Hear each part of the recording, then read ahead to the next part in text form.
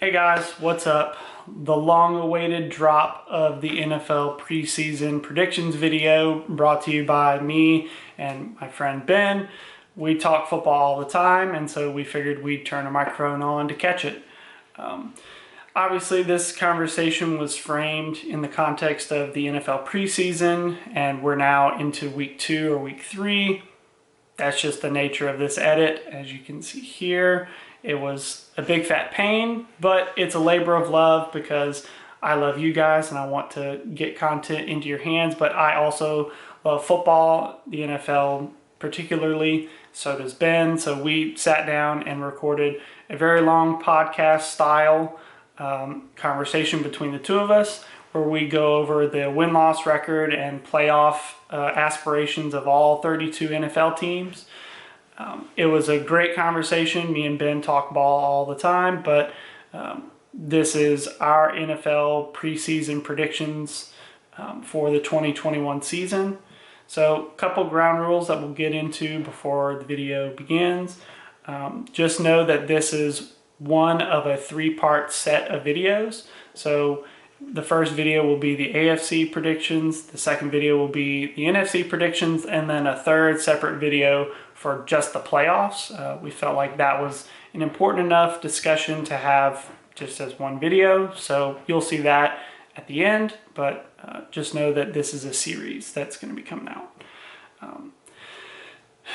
Just because this is such a delayed release on this, it took a lot of work, but I still wanted to get it to you even though it's late. But just know that some of the players that you'll see on the cards are on different teams or are already hurt and out of the picture. So just be aware of that as you watch this. But this frames our discussion and the rosters that we had in front of us while we were making our picks and our predictions. So be on the lookout for that. Also, if any audio information is contradictory to the visual information on the screen in terms of win-loss record or sort of how we talk about the team, just know that we went back and rechecked the visuals and all the win-loss projections. So that will, the visual is the record and the audio is just supplementary. So no comments about contradicting information. Just go with the visuals, because when we make what we've committed to make a mid-season review of these predictions and see where we were right, where we were wrong, a lot of wrong, but all of the visual information will be reused in that video and we'll bring that forward. So those are the official predictions, and then the audio information is just a complementary piece to that. So I'll go over a couple things that you're going to see on the screen. Right here, you'll see the schedule for each team. The middle shows you, obviously, the schedule, the home and away schedule, as well as the bye. And then you have 2 columns of win-loss records. So the left on every screen is going to be my predictions, and then on the right will be Ben's predictions. As you go through the video, you will see that we have very different opinions about certain teams, and so that will be reflected there, and that will help you keep track of who is who. Also, right here is the depth chart for the team at time of recording. So you'll see head coach, quarterback, wide receivers, running backs, tight ends, and key defensive players for every team. This helps frame the conversation and helps everyone understand the kinds of players that we were considering when making these predictions. So obviously some of these players have been traded since we made this recording. So just know that that may be in play. I don't expect it to be a super common occurrence, but just know that that is a possibility. So without further ado, I'm going to send you guys onto the video. Look in the description for time codes if you want to jump around to certain teams. We did cover one division at a time and move through it systematically like that. And then, like I said, the playoffs are separate videos. So all of the talking points that sort of lead you to guess which teams are going to be making the playoffs, that's something that will be covered in the last video. So, without further ado, let's get to the predictions. I'm inside for the camera. Dee. Come on. No, okay. Every time. She's very lax today. It's cool. Say hey, baby. Alright guys, well, that's the house.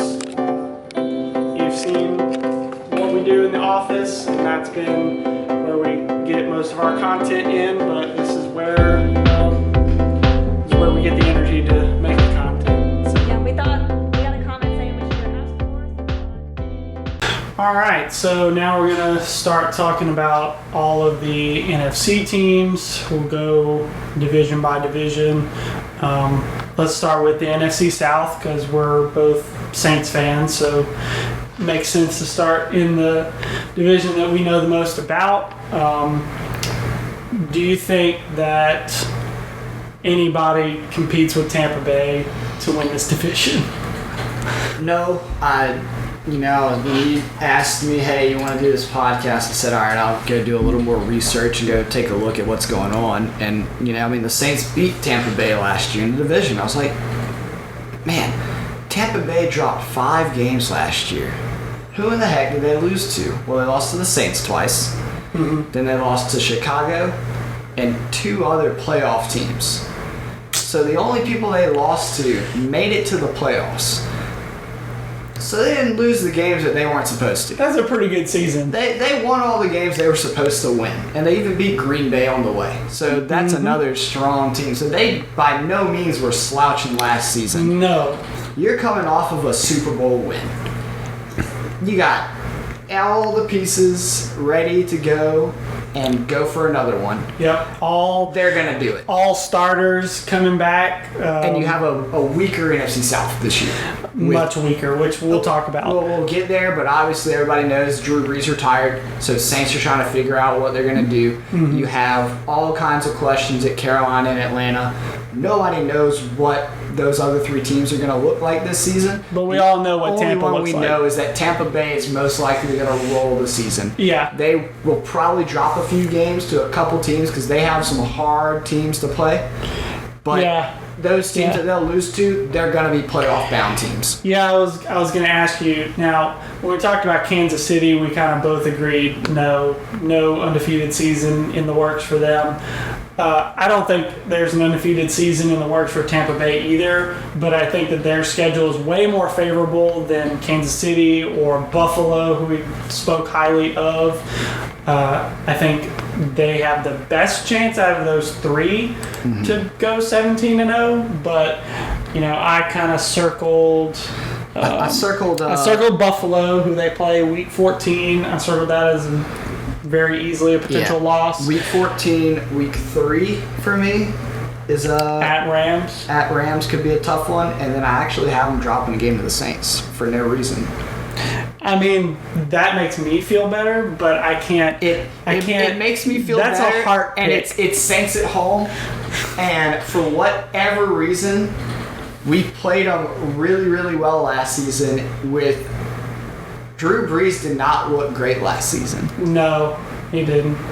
And we have pretty much the same pieces in place everywhere else. Yeah. So I gave the Saints the benefit of the doubt to take a game off of them since they got to play them twice. That's fair. So I think they lose to teams that make the playoffs. But it's hard to bet against them. It's hard to bet against a team that has not made any changes. 22 out of 22 starters coming back. I mean, the only key addition that you could say that they have is they've played together for all those games and they know what everyone is capable of and they won the damn Super Bowl together. So that's really the only thing you can say they added because all the starters are still there. And they ran Bruce Arians' offense. Yeah. And so this is the second year in a row that every single person has already run Bruce Arians' offense, which is a notoriously difficult offense to grasp, but when it works, you win Super Bowls. Yeah. So you have all the talent you need. You've got a full season to work together, and he even pulled it together last season. We didn't know if they were going to pull it together last season, and they shocked a handful of people and won the darn thing. Yeah. So it's hard to argue that they aren't at least favorited to lead the NFC. For sure. They're definitely the cream of the crop in the NFC until proven otherwise, honestly. There's a couple of teams that can give them a run for their money, and I think I actually let one of those other teams beat them out for the first seed, but I don't know if they go head-to-head. If when they go head-to-head that Tampa Bay won't pull out the win. Yeah. Because Tampa Bay doesn't have to play some of those harder teams within the NFC. So that could shake up in the playoffs. But as for this team, a shoe-in for a top seed. They will be in the playoffs. They will have home field advantage for most of the playoffs, if not all. It's going to be hard to find a loss on their team. Both sides of the ball, incredibly talented. Both sides of the ball are probably in the top 5 on. In terms of a unit, as a unit on both sides of the ball. So you're not going to find a lot of losses and a lot of holes and gaps in these teams. No. If you find it, somebody's injured. Somebody's out injuries with are COVID definitely protocol. If everything goes as it's quote unquote supposed to, the eye test and everything else that you've seen from them, they're going to win the NFC South. As much as that pains a Saints fan like me, I'm going to be sitting there rooting for the Saints the whole way, but I'm going to sit there and be like, well, this Tom Brady did it again. Realistic, yeah. Right, you know? Yeah. So we'll see how that ends up, but I would say this is an uninteresting first place that you're just going to see and be like, yeah, well, duh. So. Yeah. Okay. So that seems like the easiest thing to call here. Who do you have as the number 2 team in the South? This one's hard, and I may be biased, but I have the Saints pulling out the number 2 seed. You have the Saints pulling out the 2 seed. Yeah. Pulling out the 2 seed, I think that the Saints got to figure out the QB. I don't want Taysom Hill as the QB. Personally, Jameis has the arm talent, but does he have the head talent to go with it? Because that was what he struggled with in Tampa Bay. More picks than touchdowns in Tampa Bay. Mm-hmm. That's not a good way to win football games. No. So if he can keep the turnovers to a minimum, and if the Saints can just run their offense like they did with Drew, except all of a sudden you have 30-plus yards down the field threat. You didn't have that with Drew because he couldn't throw the ball as far. He couldn't throw the ball last year. For sure. You have the Taysom Hill special where you bring him in and he gets you some random first downs, scrambling. He's thrown it a few times, but for the most part he's going to run the ball. If they try to incorporate him throwing the ball a little more, since I think they wanted him to be their starting QB, I don't know if it's realistic for him to be the starting QB. So that's a team that's going to be interesting to watch because you have 2 QBs to option. If one of them drops the ball, the other one's going in. And then it's ultimately, okay, where are those going to go? But we're not mentioning how good the rest of that team, at least on offense, is. You got players. I mean, the way that I look at the Saints, obviously they are stacked at all of the skill positions. Quarterback, you got 2 of them, so we'll see how that goes. Really, what scares me the most is Michael Thomas happy? Do you think that he plays well / gets traded / moves on before the season gets too deep? I think that it probably plays itself out and he stays on the team, albeit not the Michael Thomas of old. No, he's not gonna be breaking single season reception records. He's not gonna be lighting it up, I don't think.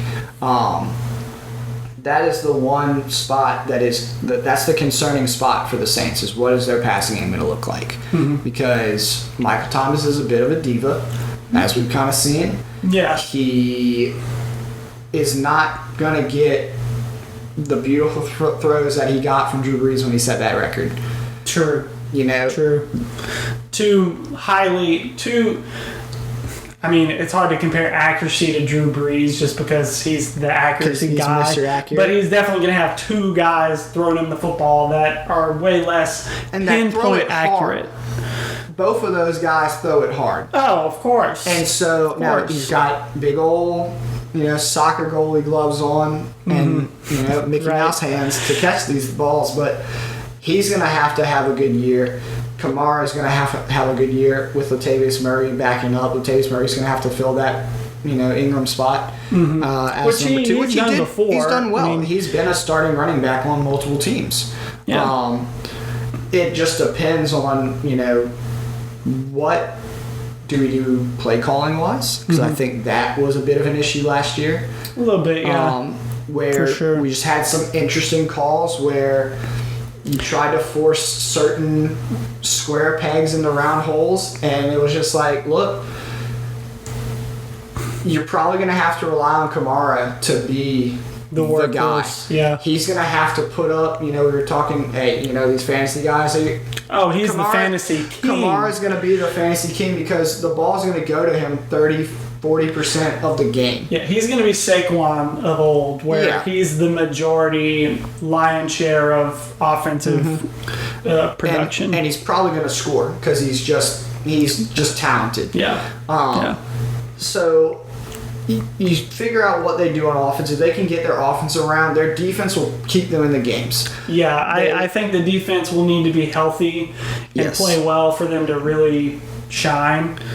Now they still have PJ Williams on defense, which hey, we don't talk about it too much. if your name is Marcus or your last name is Williams, you're on this defense. So some of them will be good eventually. The thing is, I maybe give PJ Williams a bad rep too often. You've been known to do that. I've been known to harp on him a little bit. I don't entirely know why he's still on the team because I feel like at least twice a game I see, does PJ Williams know where he's supposed to go? Because at least 2 or 3 plays he is just burnt for big gains. That's fair. By the other team. So if they can avoid that big gash play which was what you were getting on Atlanta was the big gash plays. You can get that with Carolina for sure, and you're definitely going to get that against Tampa Bay. So while while Carolina and Atlanta have some question marks to fill in, McCaffrey's back on Carolina, Atlanta is losing Julio, so they're trying to figure out where they're going to fill gaps there.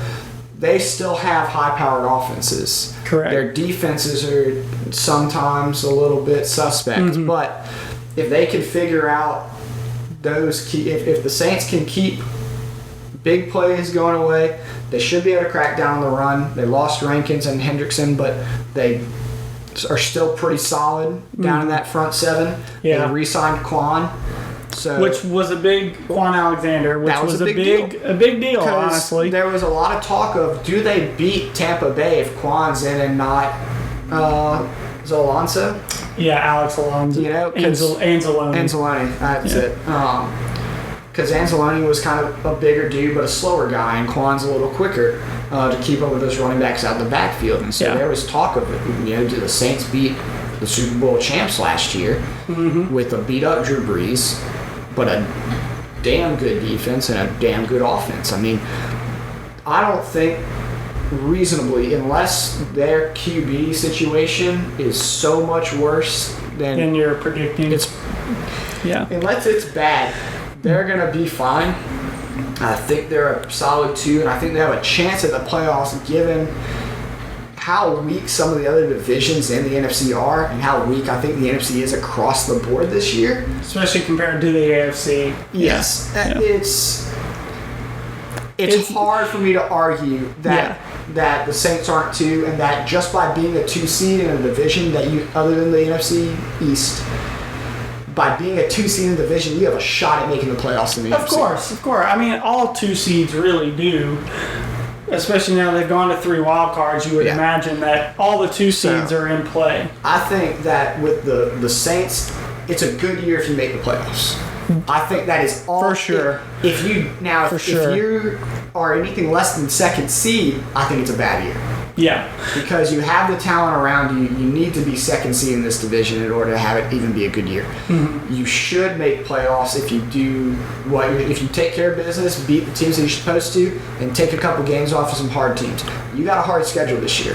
You play some difficult teams. Correct. But if you can win some of those games, you'll come out second seed in the playoffs probably at a 6-7. Mm-hmm. And so in my predictions, I have the Saints at third, just because I have a lot less faith in their quarterback situation. But one point that I will make is, do you think that the quarterback situation is one guy is the starter until proven otherwise, and then the other guy becomes the starter for the rest of the year? Or do you think that this is a game-by-game, series-by-series, flip-flop bonanza? I think Jameis is going to start week 1. I do too. The thing with Jameis starting is Taysom's going to get some snaps at QB. Yeah. Regardless of if Jameis is playing lights out. Jameis could go 30 for 30, 4 touchdowns, 430 yards. Taysom will still get reps at QB throughout that. Correct. You know, because they're going to run the wonky, hey, my tight end is a QB. Yeah. Now, it didn't work as good last year as it did years prior. So that's interesting to see. What is Taysom? Is Taysom Hill losing his touch as QB? Is it a play calling issue where they're running a poor scheme with him? Did he just get figured out by defenses across the league? Right. So this year is really going to determine, okay, what are we going to use Taysom Hill for, or are we going to get rid of him? I think that's a high potential and a concern if you're a Taysom Hill fan. Is he going to go because he stopped being effective as a QB option? Because the Saints, how they've used him, have used him as a run-first QB. Because he's a big guy. Turns out he plays tight end, and he's a runner on the kickoff team, and he goes and hits. Yeah, he just plays football. Yeah, he plays hard football. He just plays football. So does he have he's got the talent. I mean, he was a talented QB coming into the draft when we got him. Is he able to find that touch again to be that QB? Because I would love him to be the starter if he has that running threat. Yeah. Because then you can because it turns out that dual threat quarterbacks are pretty solid right now. Pretty much every QB that we've got that's succeeding in the NFL right now has some movement in those legs and can move around. For sure. For sure. With the exception of Tom Brady and Aaron Rodgers, because they're old men. So like back in their heyday, Tom Brady still couldn't run, but Aaron Rodgers kind of had a little get up to him. Right. You know, but that's the question is which QB gets most comfortable, I think. Yeah. Whichever one gets most comfortable, I think is going to secure that starting spot. If it's Jameis, Taysom's still going to get reps. For sure. If it's Taysom, Jameis will never see the field. Yeah, Jameis will be a clipboard guy. Yeah. So I believe that Jameis is the better arm talent. Yeah. And the better pocket passer. Yeah. We just need his mental to match the Taysom physical. Hill looks to run first, which is not a bad thing unless you're playing QB. Right. So we'll see how that goes. I think it'll be fun to watch if you're a Saints fan. If you're not a Saints fan, I think you're sitting there like, I'm glad y'all have a little bit of a QB problem over there. We'll take y'all's struggles, and maybe Atlanta or Carolina can win a couple games. You're a Tampa Bay fan. You're sitting like, you're still probably raking in the Super Bowl win. You're still probably riding that high. Yeah. If you're a Carolina and Atlanta fan, you've got a couple things to look forward to this year. But you'll have to wait and see how that goes. Who do you have at 2? So at 2, for me, I throw the Falcons into the ring. And I think it's kind of to the same points that you were making. I think if any year is going to come to pass where one of the either Atlanta or Carolina hops over New Orleans and maybe gets one over on them, it's this year. I think that their quarterback, Matt Ryan, has more to prove than Jameis and Taysom Hill as a collective. I think he has to prove that he is worth keeping. This offense they've kind of loaded the other skill positions around him, and so kind of like with some of the younger guys that we've talked about in other divisions, Matt Ryan can prove to be a limiting factor if he does not play well. Mm-hmm. And so I think that drive from the quarterback position maybe pushes them a game to like one game better than New Orleans. I don't think that is a terribly I think they're really, really close. I think a coin flip, either or, back and forth between New Orleans, but I give them the slight edge just because I have more faith in Matt Ryan than I do with Jameis Winston and Taysom, especially if Sean Payton has them flip-flopping a lot more versus just picking one. I think that remains to be seen, but I throw the Falcons in. I think Kyle Pitts at the tight end position is going to compete with the likes of Najee Harris for Offensive Rookie of the Year. I think the Falcons have not looked like themselves since they lost Tony Gonzalez, a big, strong tight end. So I think throwing that kind of guy into the mix to shake that offense back to what they once were is a good way to... It's a lot of pressure on a young man's shoulders there, though, because you've lost Julio Jones. So what you now have, if you look at this team starting, Russell Gage is the senior wide receiver. He's been there for 3 years. Mm-hmm. So you have a young wide receiving core. For sure. Very young. Talented. Super talented. Very young. You have a running back in Mike Davis, who was a backup at Carolina until McCaffrey got hurt. Mm-hmm. McCaffrey's back. Mike's in Atlanta. Devonta Freeman's out playing third string on New Orleans. So you got Cordell Patterson in the backfield as a backup. He's going to be a kick returner and a punt returner. Most of the time. That's really what he's there for. And to occasionally do some stuff in the backfield, but that's what he's there for. And you got Quadre Olson. Hadn't heard of him. Not a very impressive depth chart. I don't really. So the running back is a question. Kyle Pitts probably going to be pretty good, but Hayden Hurst is there at backup. For sure. He did all right for himself. He did. He had a good year last year. If the line can keep it together, they'll be okay. Keep Matt Ryan on his feet, not on his butt. They'll be okay. I still think they lose to the Saints because I think Demario Davis just covers Kyle Pitts. So I think I'm not super confident. Davis just plays really good coverage on these bigger tight ends. Yeah, because he bumps and he does not get. He does. Space. He covers very well. So can they do that? The other question is, what is their defense going to look like? Because are we going to get the defense They had a lot of injuries on defense the past few years. But are we going to get the defense that we think they should be, or are we going to get the defense that they have been? Of course. They have talent, especially in their linebacking core. You got Deion Jones, Oluokun, and Dante Fowler.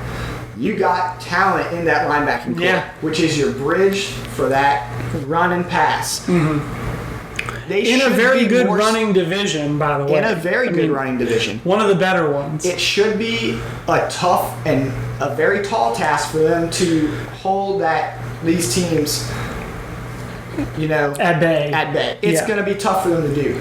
Can their high-powered offense go and get it after losing a man like Julio? Mm-hmm. To be determined, to be seen. Yeah. It's going to be a hard-fought battle for him. For sure. It'll be interesting. I think that depending on who...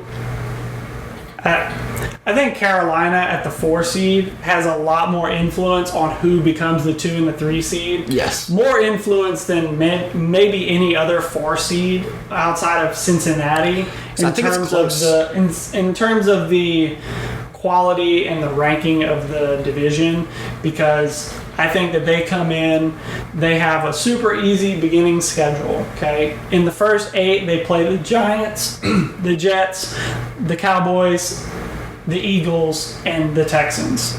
Those are 5 very winnable games for a low-quality team. How did they luck that out? I don't know. Because, man, you could start talking if they could come out hot. They could be number 2. Yeah, if Sam Darnold comes into a new environment and flourishes under Matt Rule with Christian McCaffrey and Chuba Hubbard in the backfield. I mean, that's a good duo there. I mean, you got DJ Moore, Robbie Anderson, who Sam Darnold has played with before, going back to New York, and Terrace Marshall, Stephon Sullivan at tight end. I mean, if Sam Darnold comes in and plays like everyone thought he would play coming out of USC for the Jets, with a super weak beginning schedule like I just read off, I mean, I think they could get themselves some games to lose on the back half, and they slide into the 4 seed, in my opinion, because they do have a really rough go of it. In their last 4 games, they play Tampa Bay twice, New Orleans, and Buffalo. So you might I think that looks like 0-4 to me to end the season, which is never good. So I see them as sliding to the 4 and being pretty competitive most of the way record-wise, and depending on how they actually play on the field when they get into tougher games, will determine what they do going into, say, next year. But I think this is a pretty easy 4 seed. It's hard for me to read Carolina. Because they're getting McCaffrey back, which that changes how a team performs. I mean, he is by far and away, I mean, he's always an MVP candidate. Who are you talking about? Christian McCaffrey. Yes. He's always going to be an MVP candidate. Stat monster, fantasy monster, I mean, all that good stuff. He is a person to watch when he's on the field. So, does he come back? Especially, he's come back from injury and they have this easy schedule. Depending on how this goes with these other 2 teams, you rate Atlanta higher. I have Carolina finishing ahead of Atlanta. It's going to be, if they get some momentum from these early kind of cupcake games, we'll call them, they could easily start taking games and they could end up that 2 seed. I don't know if they win more than 10 games, even with the team they have. I don't think I trust Sam Darnold enough, and your backup being P.J. Walker and Will Grier. I don't trust those 3 arms enough for them to make a playoff push. No. But I think that they could, if they hit their stride, and if New Orleans falters, I think they have a good shot at being the number 2, and you'll basically have to sort out who in the heck is going to slot into that last playoff spot. I 2 through 4 in this division, I feel like is pretty hard to call. I think Tampa Bay just pulls away so early that it's not a factor in terms of deciding that. And like you said, depending on how you would rate the other teams in the other divisions, the 2 or 3 seed in this division could be playoff bound. Even with all the questions probably not the 3, the 2. Just simply because there's a couple of other, I mean, you obviously have the NFC least. Right. They didn't have a team over 500 last year. They potentially have a team over 500 this year. I think you and me both agree on that one. Yes. But they're probably not going to get a second team in the playoffs. I can't. I can't stand on the table and say that. The real sad part about this year is that the Cowboys can't go 8-8 anymore. Nope. Nope. We'll get to them, but no, they can't. You have an NFC that is weaker, and so if any of these teams get a hot streak going, like Carolina's likely to get with this easier schedule, they could easily get themselves in a spot where they're competing with Tampa Bay for the top spot while not even having to play them until that back last 4 weeks. So you potentially come out of this thing sitting Carolina way up in the division, way up in the playoff race. They're going to have to win some tough games to stay there. Correct. But they could do it. The only team that I feel like doesn't have it, just because I don't trust them, is Atlanta. Who you've slotted to 4. Who I've slotted to 4. Yeah. That's the only team that I just, for me, I cannot trust them enough with losing the power on offense, not looking as good. I don't know if they had any coaching changes. Arthur Smith is the new head coach for Atlanta.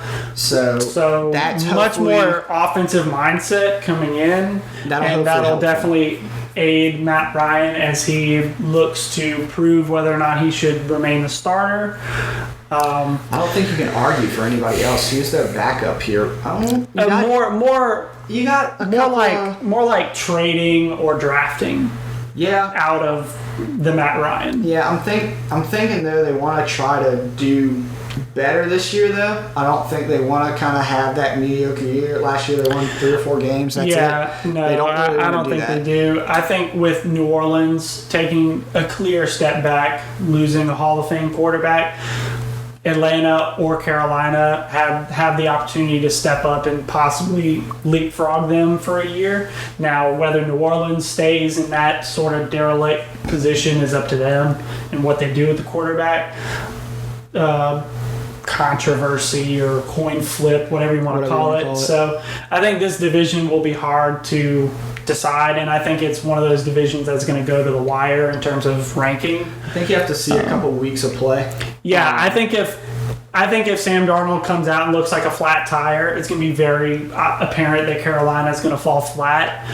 And same with Matt Ryan, and same with Jameis Winston and Taysom Hill. I feel like you actually have quarterback questions everywhere. Yeah. Because, I think the only team that has an additional question is Atlanta at running back. So, depending on how that goes, you have offensive questions across the board. Defenses, for the most part, you're not overly worried. You're a little you're worried about Carolina's a little bit. They're by far the weakest on paper that you see. The problem with Atlanta... They're just so young. They are. The problem with Atlanta is they threw so many games last year with poor coaching. Mm-hmm. And now you could say that they have a lot of injury-prone defensive players because they've had injuries multiple years in a row to some of their key contributors. So you're going to have to see where they end up. It's hard to read this division because it was so banged up last year. Yeah. With McCaffrey being the big guy, not there on the Panthers, with Atlanta having their defense all in the hospital, basically. It's hard to get a beat on this division. You're going to have to see a couple weeks of play to really see, okay, who took the time in the offseason because they had they had that extended offseason. They didn't have to go to those playoff games, and Tampa Bay had the long one, but New Orleans got out quick. So all these teams have had a pretty long offseason to go and to start making moves and trying to figure out what we're going to do. They've made some changes here and there. Once you see them play the first 3 or 4 weeks, actually get some games under their belt, some teams get tested harder than others. I think that's where you're really going to start to see, okay, this team's going to be the one to watch for the number 2 spot. I don't think it's going to be close. Whichever team becomes the 2 seed, I think they're going to pull away, and I think those other 2 teams are going to drag down. That number 2 team, I think, most likely loses to Tampa Bay twice. And will beat the other 2 teams twice. So I think there will be a big enough margin for whichever team figures it out. If none of the 3 figure it out, it's going to shake the rest of the NFC up. It's not going to shake the division up, but it'll shake the rest of the NFC up because all of a sudden you start talking about a very different wild card. I don't think you shake up the top teams, but I think your wild card shakes up to maybe one of those teams from the NFC North. An additional team gets in. An additional NFC West team. Heck, you could see some wild NFC West, but we'll get there. Yeah, we'll save that one for last because that's definitely one of the harder divisions in football to determine ranking. Yeah.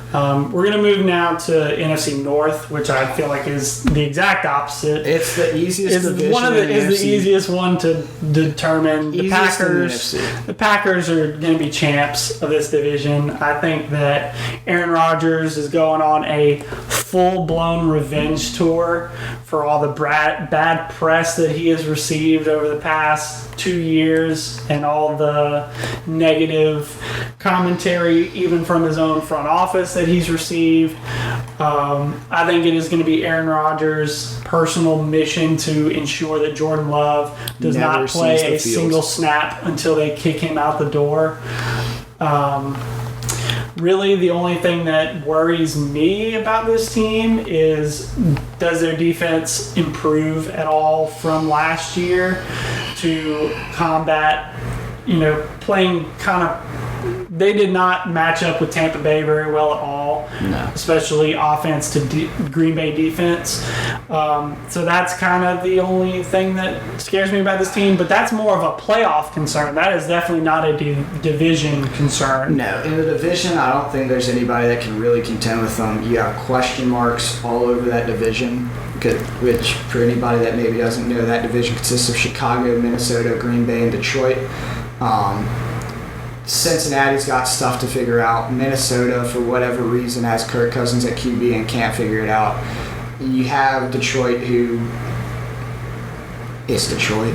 They're still Detroit. We'll have to wait and see what they actually do. On the offensive side, there's no questions for Green Bay. They're a high-powered, air-raid offense. Aaron Jones looks unstoppable when he's running the ball. I mean, their line is one of the best that there is. So they're going to be a good team. They're going to be the winners of that division. They should win around 12 to 13 games. Anything more than that, you start to kind of get a little nervous, but at that point, you've probably started to drop some games to either Minnesota or Chicago. Yeah, I think 12 or 13 puts them very easily at the number 2 seed, 2 or 3 seed underneath Tampa Bay, which I think is right where they would want to be. I mean, clearly they would want the 1 seed and home field advantage to play late playoff games in Lambeau, which is one of the best home.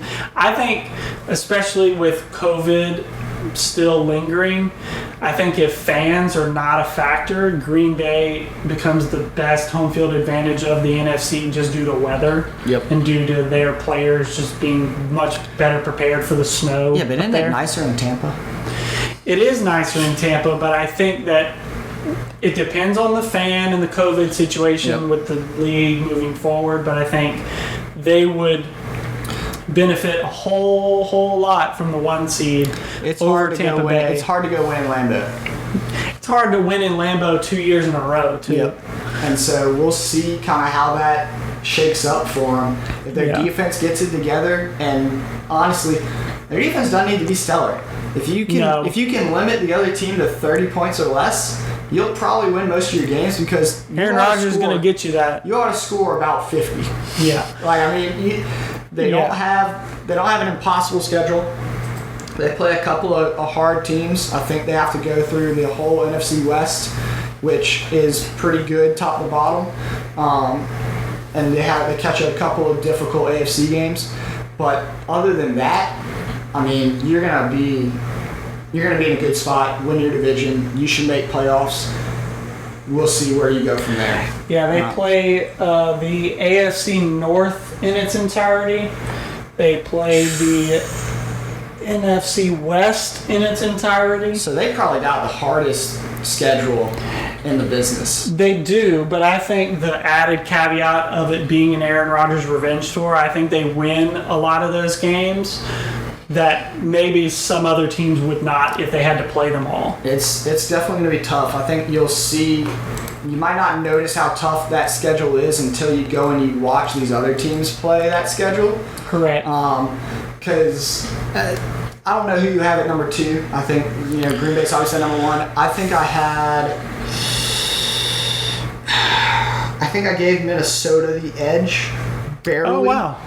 Barely to beat out Chicago, but I have so little faith in both of those teams. I don't have them winning more than 8 games.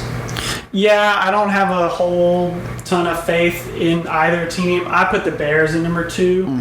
I think the Bears, they just feel like a more complete team over Minnesota, only because I like their quarterback situation a lot more. You think Andy Dalton has it figured out? Andy Dalton to Justin Fields sounds way better than Kirk Cousins to Kellen Mond, who's the backup in Minnesota now. Yes. I trust that situation a lot more, and I also think that Matt Nagy is on his last leg, he's going to be out to prove that he should stay.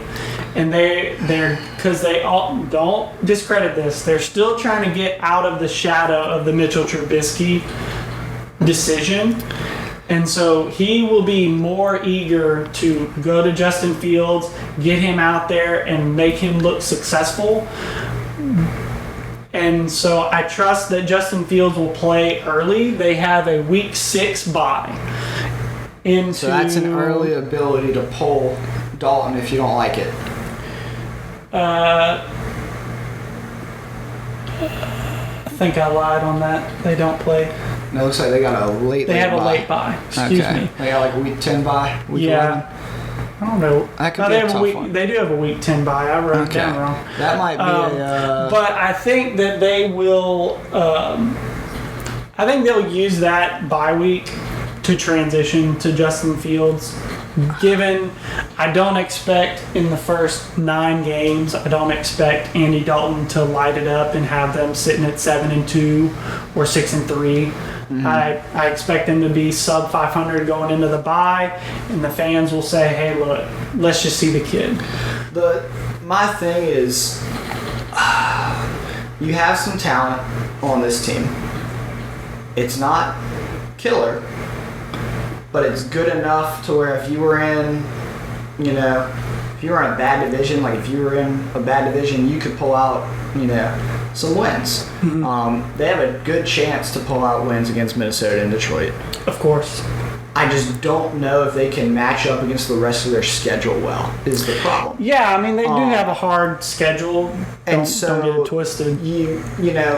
Saying they're number 2 is not a bad pick at all. I mean, it's a 2-horse race with Green Bay being so far in front and Detroit, I think, lagging so far behind. Yeah. Yeah. My question is, out of these 3 quarterbacks that I have on the roster of Dalton, Fields, and Foles, I'd rather see Foles. I think Nick Foles is the most underrated QB that is not on the field. I agree with that sentiment, but I also think that nobody in Chicago expects Nick Foles to be the future. They all expect Fields to be the future, clearly. And I think they should. I just don't know if Dalton has it, and I don't know if you can throw Fields into this thing and have him get W's because he's playing against difficult defenses. I don't think that Fields wins games this year. No. But I think if you give him I think if you give him 11 through 18 to go out there and to learn and to hopefully not get hurt, but learn and to make learn, mistakes and I figure it think out. I think that those 7 games. 7-8 games, I think that is enough experience to put him over Jordan Love going into next year. So if next year they trot out Jordan Love and Justin Fields, I would trust Justin Fields because I think he's just better than Jordan Love, but he would also have those 8 games where the offense is his, it's in his hands, and it's him and Matt Nagy talking back and forth and learning each other. I think that Chicago should play for that, because they're not beating Aaron Rodgers this year on his revenge tour, but they can surely rule the roost against Jordan Love if Jordan Love is not the wow factor that Green Bay is looking for going into next year. I mean, that's next year. I have a hard next year. I think there's a legitimate, especially if Rodgers is out of Green Bay, which the longer and longer you sit on that and let everything kind of fester, the more and more you think Rodgers wants the hell out of Dodge. Yes. Yeah. And agreed. Next year I think you have a legitimate, with Green Bay, they had Favre and Rodgers, so they've been the go-to with the target on their back for decades. In this division. Yeah. So all of a sudden you're going to shake that up, and Minnesota and Chicago are going to have a good chance. They have to get their own stuff figured out. I don't know if Nagy is going to be the guy in Chicago. He's going to have to get second in this division to still be the guy. I agree. I don't know if he can do it with what he's got. We'll have to wait and see. Their defense is going to have to show which. Their defense has got the people. They got some names. They got the names. They got the people. What they needed last year was an offense to back it up, and it did not happen. They won 8 games last year, so they weren't bad. I don't know if they're able to do it this year. Yeah.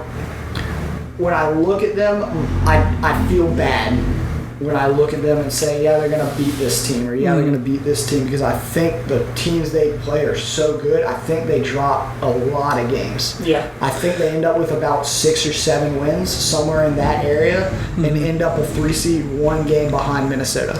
Yeah, so what gives you the confidence in Minnesota to put them ahead of Chicago? The difference there is I think they split the series with Chicago first off. I would probably say that even if I say that I favor Chicago. Yeah. I think that they'll probably split with Minnesota and do better in their games outside the division, and I don't have that same faith in Minnesota.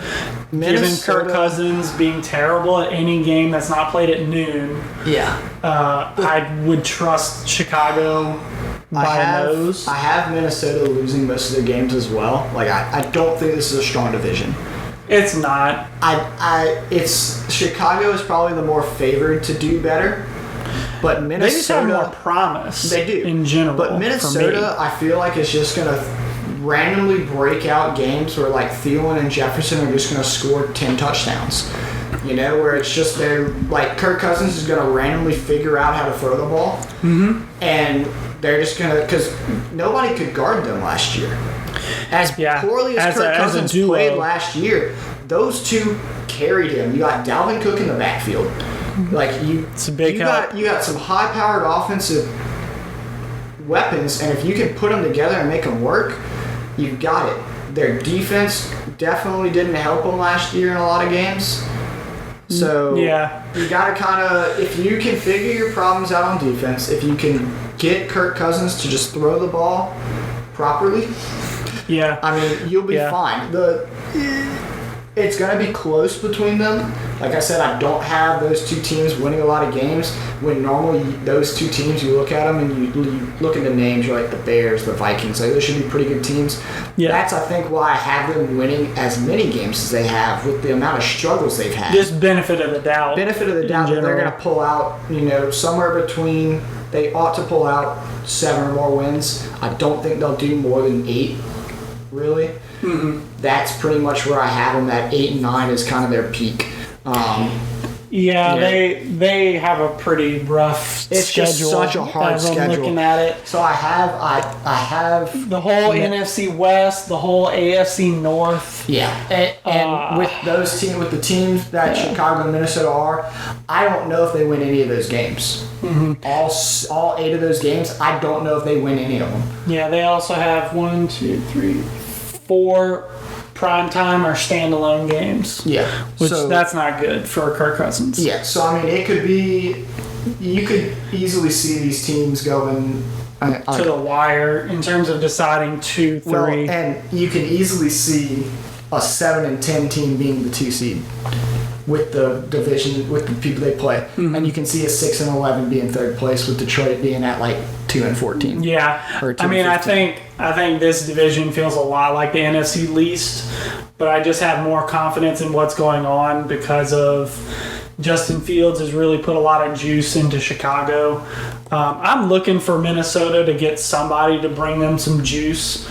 I think Justin Jefferson is obviously the guy that can bring the heat. They bring in Patrick Peterson, who can bring in the heat on defense and really invigorate what they're doing. But I remember watching this team last year and not really understanding what their core identity was, other than they're the team that doesn't know what to do with Kirk Cousins. That's all I can think of when I see this team take the field, and I don't know if they answer that question this year either. Yeah, I paid attention to the Vikings a little bit because over the past 2 or 3 seasons, I've taken the opposite wide receiver to Adam Thielen in my fantasy team, and they light it up. But I just look at Minnesota and I just see an L by their game, and I'm like, y'all got talent. You've got Dalvin Cook absolutely destroying it. You've got top 5 running back. You've got top 5 running back. You've got probably 2 top 30. Two top 15 wide receivers. Yeah, like, I'll give Thielen the benefit of the doubt. Yeah, like on that. even if you want to like undercut people hard and you want to throw in a bunch of other random names, like they're at least like two top 20. You can argue for sure. They're no good, further than that. They're good wide receivers. So you've got people to throw it to, people to run the ball, to mix it up. You've got the offensive power. You just need to actually succeed, and that's what they didn't do last year, was succeed. I mean, they did super well with Stephon Diggs when they had him. That was Kirk Cousins' year that he figured it out for a bit, and then he came back to mediocrity. Mm-hmm. And which Kirk Cousins are we going to get? We're going to get prime time, or we're going to get noon? Right. Now, I will say Minnesota has a Week 7 bye, and that is before any of their 4 primetime games. So, maybe you kind of come out streaking a little bit. I think any wins that these teams get early before they hit the murder's row is going to be massive for these two teams. Yeah, I mean, coming out of the bye, they play Dallas, Baltimore, Chargers, and Packers, all 1 through 4, coming out of their bye. Man, they caught the Chargers. Do you throw Kellen Mond in there? They caught the Chargers as one of their random, hey, we're going to play this teams. Yes. Yikes. Yeah. I mean, it's a tough schedule. It's a hard schedule. If you're Tyler, you're happy because Green Bay will be fine. If you're Ryan and a Bears fan, you're sitting there like, at least Mitchell Trubisky's not here. Yes, and that's your golden egg. You're like, at least he's not there. We still have Nagy. Yeah. So maybe, but we got rid of. We've started fighting our battles. We got rid of Double Doink. We got rid of Trubisky. Yes. Maybe this year we get rid of Nagy and we restart and we come back and we do a little bit of winning. Yeah. Maybe that happens. It's got to be close between these two teams. They're obviously the 2-3. One of them has potential to make the playoffs if they can win some hard games, but I think that would be an overperformance by either of these two teams. Yeah. Do you think we see Kellen Mond at all this year? Do you think they trot him out to see what he looks like in comparison to Kirk Cousins? It depends how bad Kirk Cousins plays. I mean, like I said, they don't play any of the primetime games, which you would just kind of expect him to lose. They don't play any of those games before the bye, so it's hard for me to say that he will be bad enough to slot out and put in Kellen Mond in the bye week coming up on those games. But I don't know. They have so before the bye, they play Cincinnati, Detroit, and Carolina. 3 very winnable games. Those are winnable games. I think Cincinnati is. I think I value Cincinnati being better than maybe they look on paper, and managing just to pull out. I kind of just almost pull it out their rear end. Yeah. And get some dubs. Yeah, I mean, I think you gotta have some faith somewhere. Yeah, and part of me is probably that LSU pride, seeing Burrow and Chase in it, but they have talent. It's there. They're basically just Clemson and LSU put together. That's basically what the Bengals are, which makes sense since they're both Tigers. Not a bad drafting strategy. They just draft you if you went to a Tigers team, so you can come over to the Bengals, and I mean we'll see where they can get their wins at, because I think it's going to be hard for them to find them. Yeah. Well, I think they find their wins playing against Detroit, who we both have as a very easy number 4 team in this division. There's several teams that I have rated when I made them. I didn't give anybody an 016 or 017. I didn't even give anybody a 116. I gave pretty much all of my bottom teams 2 and 15, just because I was like, surely you gotta win one. You gotta fluke something on like a Hail Mary where you played somebody close really well and then you just Hail Mary fluke it. So Detroit is a 2 and 15 team for me. I don't know where I gave them wins. Let me see. I think I gave them wins against let's go find it. Who do they play in week? Let's see, what week is that? 8 before their bye. Week 8 for Detroit. Right before their bye is Philly. I gave them a win against Philly. Yeah, I can see that. And I gave them a win in week 16. Who in the At Atlanta. Those are the two if there's gonna be winnable games for them, those are the only two that I could even consider giving them. Yeah. And I was hard considering. At Denver, week 14. Depending on how their season is going by then. Yeah. I wouldn't write it in, but I could see that being a winnable game. I did have Denver being that 4th seed in the AFC West. In the AFC West. So that could, if they can figure out but I think Teddy will end up starting by that point. So I agree. I think that they'll end up looking much better as that late game team. I don't see more stable team sure. You have good old Hawkinsocks at tight end. You've got DeAndre Swift, who kind of came into his own in the late of the season. Those are the bright spots. You've got Jared Goff now. But you had Matthew Stafford throwing the ball last season. Yeah. So I guess that's something we didn't talk about yet since we hadn't gotten there. But Jared Goff and Matt Stafford switched spots. Yeah. And Detroit seemed to got screwed on that trade. I mean, okay. I don't think either of us have a whole truckload of faith in Carson Wentz. And his draft mate, Jared Goff, does nothing for me. No. He does not strike me as the kind of guy that's going to change the culture in Detroit. If he was as good as he was supposed to be, the Rams would have been a contender for that division. But they weren't when he was there, and he had Todd Gurley there for a bit, where he was kicking butt, and he had other good talent. I mean, they made it to the Super Bowl with Jared Goff and got rid of him within 3 years of that. Yeah, because they just fell off a cliff. They just now I think that hard. I think that they fluked that Super Bowl run a little bit. They looked good when they were. Yeah, I would agree with that. They looked good, but also they weren't even supposed to go there. Well, let's not bring that up here. But we'll not worry about that. For those of you that don't know, go look it up. You'll understand why Saints fans are upset. Yes. So, that was a team that, they made it that far, but I don't know if Goff is that great of a talent. He hasn't looked lights out since. He's looked good in some games. He's shown that he still has some talent. But you got a bum team. For sure. You had the Rams, who were a solid team, should have competed, had a defense, had good offense, had talent. What do you have in Detroit? Yes. You got Jeff Okudah. What's left of Michael Brockers? Yeah. What's left of Alex Anzalone? You got Trey Flowers. Those are pretty much your 2-3 guys on your Jeff Okudah and Trey Flowers. Those are your guys on defense that you're like, okay, these are talented people. How in the heck are you going to hold on to these people? Because you got nothing else. And then on offense, you got... Other than DeAndre Swift on offense, I don't see a playmaker. You got Hawkinson, who's a hard matchup just from being at tight end. He's a talented tight end. He's tall. But...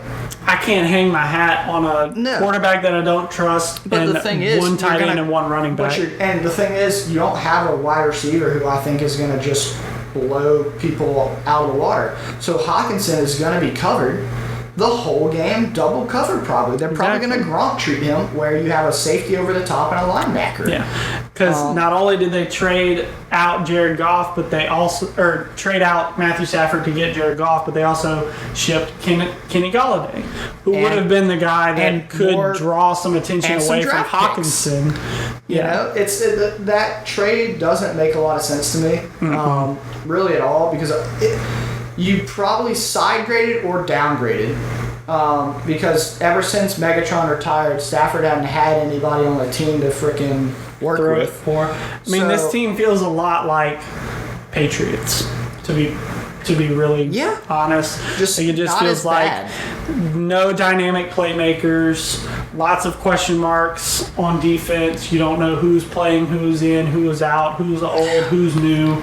Yeah, it just there's not a lot of confidence when you see this team. No. There's just zero confidence when you see them. They're a shoo-in for the 4th seed. I don't see where they get any wins in division. Yeah. I can't say that they If win you any can't of the see six. you win any of the six against Chicago or Minnesota, that's how you know you're kind of a rough team. Yeah, I mean, and it's hard if you can't win any of the six in division. It's really hard to pencil you in for any wins of the other 11. because like we said, you face the two hardest divisions. Yeah, And you play those those 8 teams. So you've basically chalked up 14 losses in a 17 game just like season. that. Yeah, So it's rough maybe they out catch here. a couple wins. I said Atlanta and I said Philly. They got one other game other than that. But those 2 games are by no means freebies. If Atlanta does as well as you think they'll do, they'll lose that one. And if Philly does as well as DJ thinks they'll do with Jalen Hurts, then they'll lose that one too. So I don't know who their other standalone one is, but they're going to be hard trying to find a win this season. Let's see, their other standalone game looks like. Tell me Tampa Bay and make me laugh. I think it's. No, they play. They play the. You said we play. They play the NFC West in its entirety. They play the AFC North in its entirety, and then they play, like you said, Philly, Atlanta. and Seattle. Yeah, Oh wait, that's NFC West. Where? Yeah, that's NFC I'm West. it's the Denver game. Oh, there you go. It's the Denver game that I brought so those before. 3 that you have there, not free wins, but not impossible. So probably at best this team is 3-14 at best. I think that's wishful thinking though. This team does not have a lot of upside. They have talent that is gatekept from being great. It's where they've been for a few years now, where the talent they have had has just gone to other places. So if you don't get some improvements, I think this team is looking for next season. You're going to try to see if you can get Jared Goff incorporated into this offense and he looks better and back to his Super Bowl bound ways, then maybe you can fish around a couple wins and maybe even beat Minnesota or Chicago for a win. Other than that, good luck. I mean, this is not your year. Sorry. Come back next year and get to work. That's where you'll have to be. Yeah, I totally agree. NFC East, least, west. Whatever you want to give them a name, it doesn't really matter. It doesn't matter. They're gonna be trash anyway. Yeah. All right. NFC East. This feels like a pretty straightforward division to understand the ranking, but it's hard to understand just how good any of these teams are necessarily going to be. I think we both would say that the Washington football team would probably be the NFC East champs. Yeah, the good old team without a name for however long that's going to last. They're supposedly down to 3 options at this point. Did we avoid any potentially controversial topics this time? Did we keep it civil? Yeah. We just choose an animal like everybody else? Yeah. Leaders in the clubhouse, I think it's like Red Wolves or Red Tails or something with the color red in it. They obviously probably don't want to change their colors up if they can help it. No, I think they've designed all their names and logos that they're picking between. They've chosen them all based just with the take same whatever Central color. Michigan, because that's like the same colors, isn't it? Very similar. I think their yellow is a little different. Yeah, so just go take whatever they got. I don't know what they got, but do that. But yeah, they'll probably be. Anyway, back on the field. They'll probably be the top. It's hard for me to look at any of these other teams and just be definitive. Oh yeah, that team's going to be competitive for that top spot. When I look at the roster of Washington, it looks better than the rest of them. They got Fitzpatrick now at QB. I have a hard time thinking that he won't win them games. Just basically, that's all they really needed, and they didn't have a great team last year, and they still were able to win that division. Now, they didn't have a winning record, and I don't know if they'll have a winning record this season either. I would hope that they at least got a little better, At this point, you just need 9 games. If you can win 9 games, you have a winning record. So hopefully they can do that. We'll wait and see if they have what it takes to get there. But, it I have a tough time actually giving them more than 10 wins, more than 9 wins. That's really hard for me to say they're going to be there. They'll win their division, make the playoffs probably. The only, maybe the Cowboys could challenge them, but the Cowboys just always feel bad to pick because they're forever 8-8 or worse. So maybe they have the talent to do it. You have other question marks on the other 2 teams as well. This one feels like the surefire, hey, we're going to just randomly pull out wins somehow.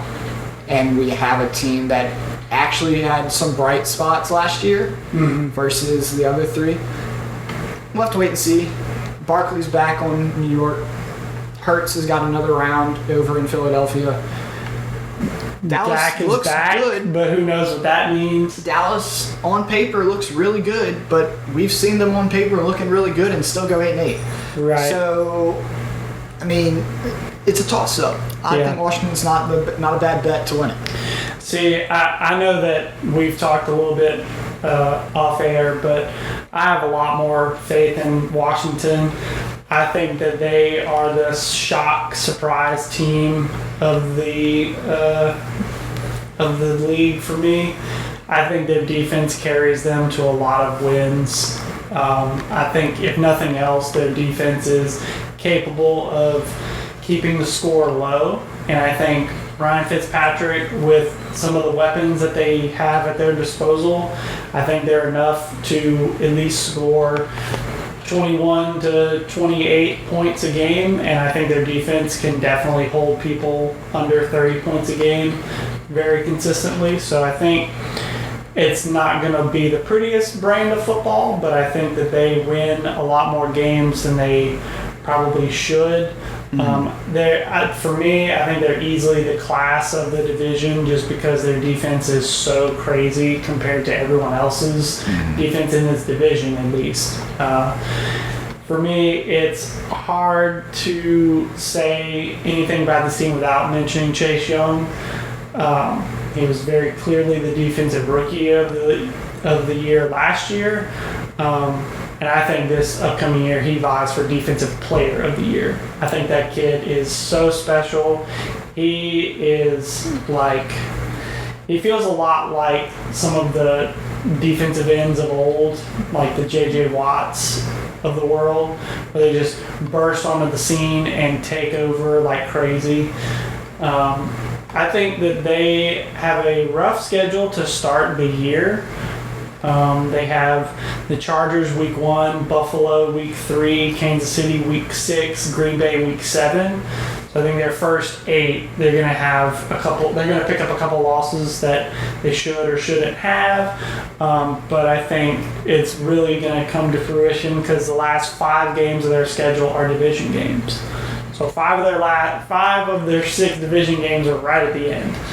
So I think it's going to be tight. That's where you want to pick up ground. It's right before the playoffs right there. So if they're able to catch a couple of wins here and there, they're sitting in the driver's seat. They control their own destiny, and they've beaten the people that you got to beat to make it. So if you can go into that week, week 15, 14, whatever it is, with 4 to 5 wins, you're where you want to be. And that's not even saying, that's a pretty bad season still.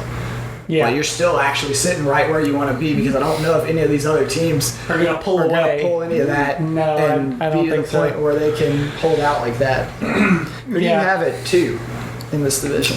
I got to give it to the Cowboys. I think that their roster, top to bottom, is much better than either the Giants or the Eagles. And I think that's enough to give them the number 2 spot. When I look at the records, I think they will just barely miss the playoffs. But I think it's really just down to the NFC as a whole is kind of lackluster outside of a couple bright spots. I think this team would have no chance of making the playoffs. By mid-year, they would not have a chance of making the playoffs if they were an AFC team. I think Dak comes back and plays relatively well, but I think that he is on a team that they need a special quarterback to really make them flourish. Zeke is not what he once was. I know he's come into training camp and looked pretty in shape compared to some other years, and obviously their wide receivers room is pretty spectacular given some of the other wide receiver rooms in this division. They have the best wide receiver room out of the whole four, but I don't think that Dak is enough to push them over the hill, especially not coming off of an injury, and we'll see very early how that injury will affect him. I look at Dak very similar to Joe Burrow, where if they start slow and he gets hit a lot, they could be in for a rough one, but I hope that is not the case. Yeah, it depends. Dallas is one of those teams where I just don't have faith in them, but if they get rolling, they could easily take this division. Yeah, they're probably the only other team that I think could take. I don't know if Philly has. I really just don't know if Philly has it in them. I don't think that New York has it in them either. But Dallas on paper, they're where you want to be. You're in a division that's winnable. Yeah, you have talent on both sides of the ball. If your defense doesn't choke it, and if you don't coach the game away, you'll be perfectly fine. But that was a sore spot for them last year, where you just had so many blunders. You tried to compete with the Falcons to see who could throw the game the hardest. They ended up somehow winning that game, but I mean that was what it was the whole year. It was trying to see, okay, how are the Cowboys going to throw this game? Because they have a 2 or 3 touchdown lead, whatever they have, and it's tied now, and they have the ball going in the last drive here. I mean, their defense underperformed for sure last year, and I think a couple of the veterans on that team will be coming out and trying to prove their worth, I would think, because they have. I figure they're playing with a chip on their shoulder this season, and they have to be. They should. They should play like they have a chip on their shoulder. You can't be the Dallas Cowboys. Like as much as I hate the Dallas Cowboys, you have to at least play with some swagger with the name. You have to come out and play to the caliber that your team should be. Mm-hmm. They should be a playoff contending team. They have the talent. They have the names.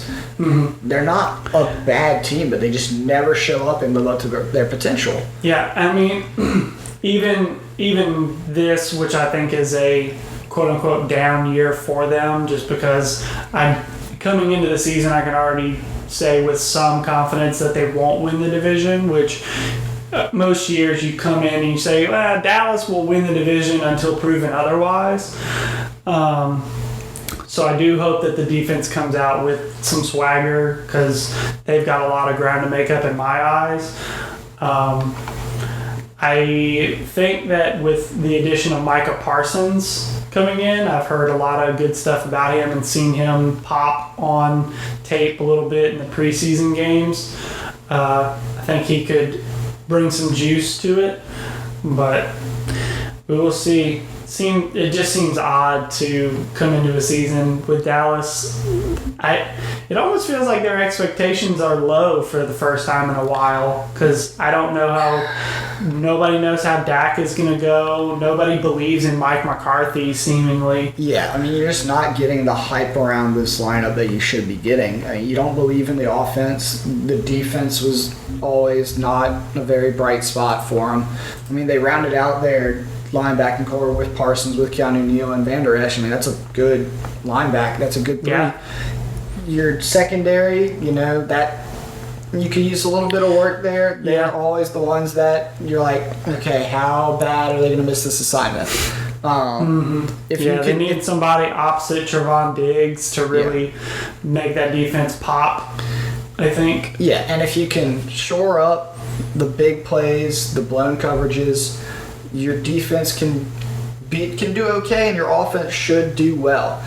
If Dak comes out and plays like he's been known to, if he comes out and has that breakout season that he had, you'll be fine because you'll let Zeke eat because that's what he does, and you have talent to throw the ball to. Yep. So you just gotta go out and execute. And if you go out and execute, you could win this division. I think Washington has the edge because I think they're more likely to perform. Yeah. Because Dallas doesn't have an easy schedule either. So, I mean, it's ultimately going to be, do they actually come out and play, hit the ground running from day one? Because if they don't, I don't see them having a shot at winning the division. If they do, you got a chance. But I think you have to give yourself a leg up on Washington before they hit those last 5 games. You need to be ahead of them, and you need to try to take one of those games off Washington. Yep. Dallas has a similarly hard start to their schedule. They obviously open on Thursday night with Tampa Bay. Chargers week 2 in California, and then New England week 6 before it'll start snowing. But week 6, I would assume that Cam Newton would still be in at that point, and that makes that game feel a little harder. If it's Mac Jones, maybe that's a cupcake. And then they play Minnesota week 8. So their first 8 are not as hard as Washington, clearly, but still some games that can be lost. But it feels bad whenever you go into New England, a beat-up New England team that's not what they used to be, and you're saying, I can't guarantee you're going to win that game when Cam Newton's starting or if Mac Jones is starting. You know? Yeah, I mean, really the only reason that I circled that is because it's in New England, it's going to be cold, and Belichick will outcoach McCarthy. Yes. And Dallas is a team that they need to win games in a coaching matchup type of way. And I don't know and if they will not. They don't have the edge there. He did not prove that he was any good last year. No. You know, Green Bay was happy to let him go. And which tells you a lot. Yeah, so, but Green Bay also has made some interesting moves in the past, few years. So, but McCarthy just did not impress last year. He lost them games last year for sure. So if he can avoid getting in his own way and just let the offense do its thing, they should win games. It'd be tough to watch. I would enjoy it a little bit if they lost because it's kind of like watching Atlanta as a Saints fan, watching them lose. But, yeah, there's a little something to be said about that. Being America's team, and that's kind of the only other team that people root for around here is Dallas. Watching them kind of lose it warms my soul just a little bit, but they should be a better team than they were last year. They need to perform better, otherwise it's a bad year, which forever 8-8. Let's get over that hump. Let's get to 9-8 maybe. Yeah, which column do they put the 9 in is really the question. Yeah. I mean, if you can win, if you can go above 500, I think you got a chance to win your division. Yeah. You got to get there. Yeah, you got to get close. So, who do you slot as the 3? Because I know we've kind of been going back and forth talking about who do we believe is 3, who do we believe is 4 in this division. This one is so hard because I look at Philadelphia and I see potential to actually have a decent team. I just don't know if it'll come together. I look at New York and I see Saquon, and that's it. So Philadelphia probably has the more potential. I have them slotted at 3, only by a little bit. And right now I have Dallas, Philly, New York neck and neck with each other. So if they catch a few games here and there, if any team catches a few games, they'll overtake them.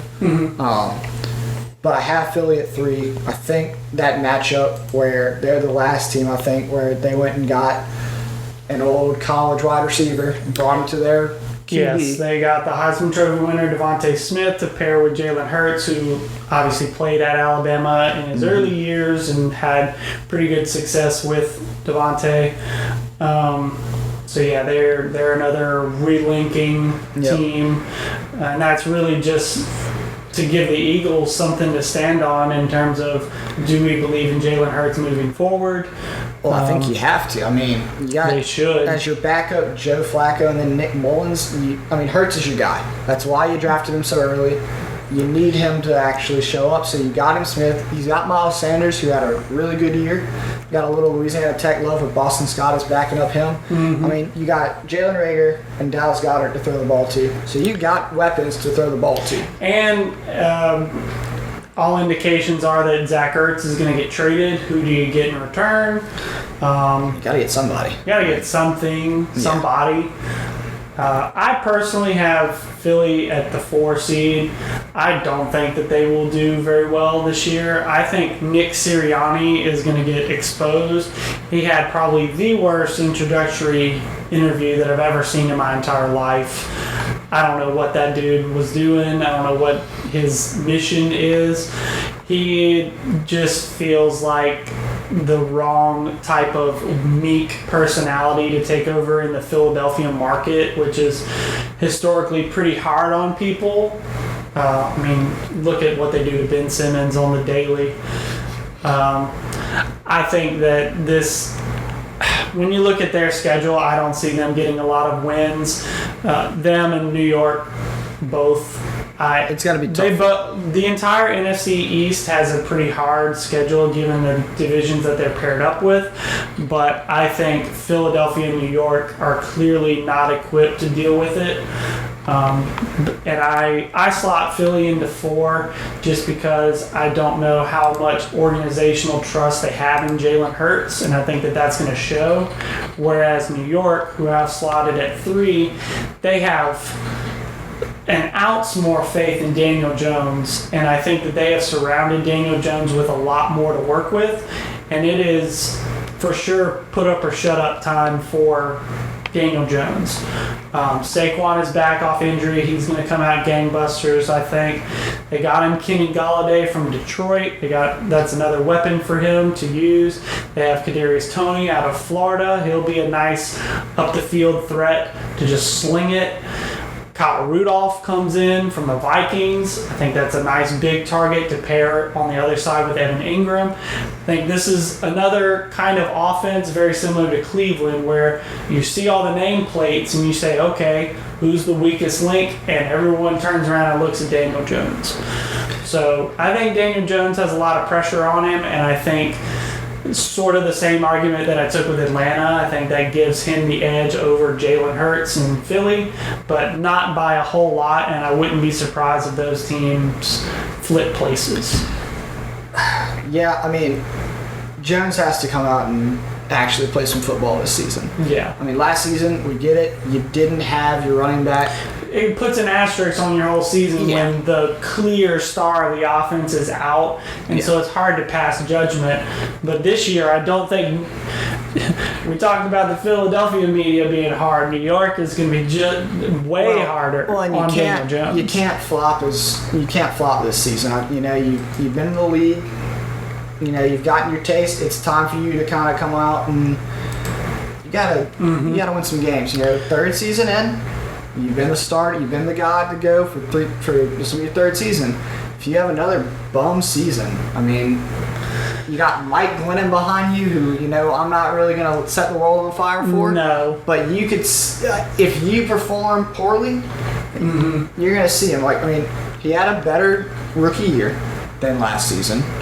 So if you can kind of go back to that rookie year and improve those numbers a little bit, instead of having 1-1 on touchdowns and interceptions, if you can go more 2-1, 3-1, they could be a good team. But you just have to. He has to play well, and we haven't seen it yet. Or haven't seen it in a while. But if we can get that back, the Giants will be fine. They won't compete for a playoff spot, but they'll win a few games. Yeah. I think the reason that I can clearly put the Giants underneath the Cowboys, even with everything that I just said, which was more positive, their schedule is just brutal. Their schedule's brutal, and they do not have a defense. Less of a defense than the Cowboys. Less than that. Less than Cowboys. Maybe less than Philly. Philly has a couple of guys, but not really a lot. I mean, they got crushed last year on defense. I mean, their defense is not special. They play at Kansas City, at Tampa Bay, at Miami, at the Chargers. I just think it's that hard those games. are Hard road games. Yeah, just not a very strong home schedule in terms of getting the tough teams to come to you. And again, they're just not super equipped on defense to handle it. In my notes, I wrote they're just the Raiders in the NFC. This team feels like they're ready-made to win a lot of games, but the quarterback is the limiting factor, and I think that that's going to factor into a lot of decisions that they make over the offseason and what they do with Daniel Jones or what they do with some of the pieces around him. Do they take some of these weapons and shop around and get other support? Do they use a good season offensively to trade some of these guys out to shore up the defense? Like, what do they determine as their weakest link moving into next year? Because I don't think that this team competes for a playoff spot, and I bet you that will be pretty apparent before the midway point. And again, for me to reiterate, Philly in the 4 seed, for me, they just don't feel like they have a strong enough culture to overcome a lot of the things that the other NFC East teams are dealing with, and so that's why I put them at 4. But again, the Giants could easily have everything go wrong again, and they would slide to 4. Well, and just the thing with the NFC East, since you have to play these harder schedules, it feels like they are just the ones that have to take the losses. You look at these other teams that are playing in the AFC North and the NFC West, you don't see a way that the NFC East is going to win most of those games. So they're going to be towards the lower half of the league. I mean, you look at them and you're just like, you have to take these losses here. Unless they come out and just perform well exceeding expectations. I mean, it's hard to argue against them when the other teams that they all have to play are so strong. So you're going to see them take losses. They're not going to look like as good a team, even if they maybe do come out and do well.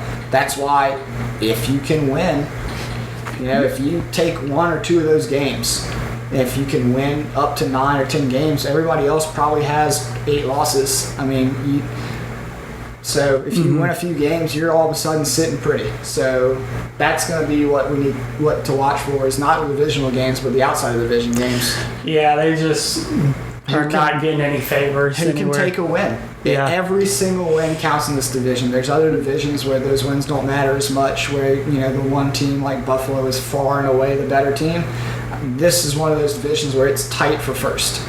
Yeah, first and second between Dallas and Washington feels close, and the 3-4 feels close between Philly and the Giants. And especially since they're not lagging far enough behind to where they're definitely the last seed. I mean, you got chances for anybody to take this division. Yeah, and with the Giants, with the Cowboys and the Washington football team having hard early schedules going into division games at the end, it's going to look on paper much more competitive, and then whenever they all get on the field together, I think it's going to separate out, but that's going to take all season to really see that. Yeah, when the dust finally settles, we think Washington will pull out the win, and everybody else will have an extended vacation missing the playoffs, but yeah, we'll see how that goes when all the dust clears. Yeah. All right. Now we're going to talk about the one division that is the hardest to predict, 1 through 4, and probably in the whole thing. I think even more than the AFC North, I struggled trying to put this division in order. Yeah, this was the only division where I went and looked at every single game, all 17 games for all 4 teams, and really had to determine who is coming out on top, because for me that was the difference between seedings for playoffs, because I think all of these teams vie for playoff spots. So let's get into that.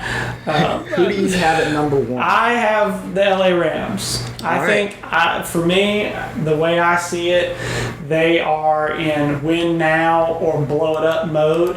They've got Matthew Stafford. He ain't getting any younger, and he's not getting any better, and his arm's not getting any stronger than it is this year. So I think they make a big push to play aggressive and try to win as many games as they can this year. And really, I think if Matthew Stafford starts to look bad, or if he starts to deteriorate in any way, I mean, they're going to be scratching themselves, because they sold off a pretty good relationship with Jared Goff, even though they didn't like his play, and I don't think that Sean McVay was going to get anything else out of that kid. Yeah. I mean, you can't trade away a Super Bowl participating quarterback within 3 years without a very solid plan of what you were going to do. So they need to win now to prove to everybody that they weren't making it up. Yeah, I mean, Goff struggled. I don't know if Stafford is going to be the answer. I said earlier that I think Stafford is kind of a side grade. I think he has the talent, but he hasn't been able to show it at Detroit. So now is his opportunity. If he's going to get a ring, or if he's going to make a playoff run, this is his time, and I think it is Super Bowl or bust. Yeah. It is his time to do it. He has a team around him finally. Never had anything close to this kind of name, brand, or talent. Or the coach. Or the coach. I really think the coaching is a lot. I think McVay got hyped when he made that run fresh out. Mm-hmm. He hasn't performed as well as a coach. Now he's put together a good team. Yeah. So he's done that part well. But I mean, they should have been. I feel like they should have been a little more competitive, a little stronger last year. I mean, they were able to be second in their division and go to playoffs, but when I see this team, I say this team should make playoffs. When I look at all these teams in the NFC West, I don't know how it would be possible. I'm trying to come up with a scenario in my head to where all four of these teams make playoffs. Because honestly, that's probably if San Francisco returns to form without their hundreds of injuries from last season. Of course. I mean, these other, we'll touch base on all these other three teams here, but they're all strong teams, and any one of them can take the division. I think Rams are likely to do it. I think Seahawks maybe are a little stronger, and just with their significant home field advantage that you get from them. And they catch a lot of those harder teams at home. So maybe they can edge out the Rams for it. It's going to be close, and it's going to be an interesting division to watch. Sure. This is one of those. This is definitely an out-of-market division that I wish was not on the West Coast, because I think every single game that is in this division is worth watching and is going to be fireworks. Yep. I mean, you've got four of the best coaches.